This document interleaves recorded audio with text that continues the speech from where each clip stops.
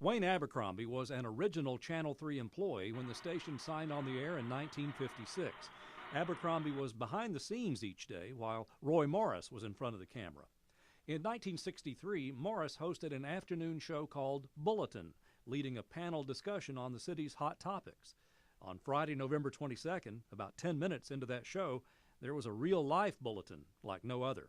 So I just got up out of the chair and went into the studio and interrupted the program, handed this bulletin to Roy Morris. He picked it up and looked at it and looked at me and said, "Is this for real?" I said, "Yes, it just came off of the AP wire."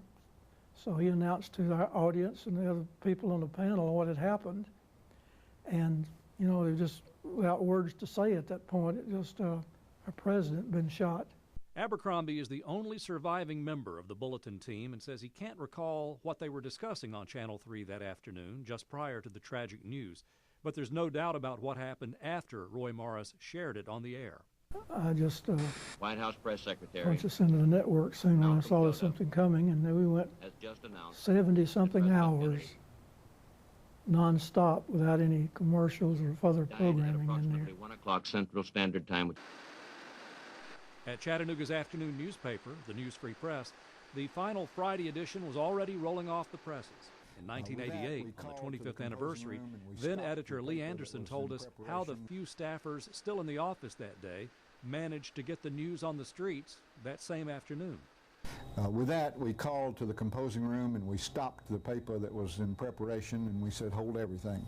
You just don't say stop the presses anymore quite like they do in the movies, but in this occasion we did.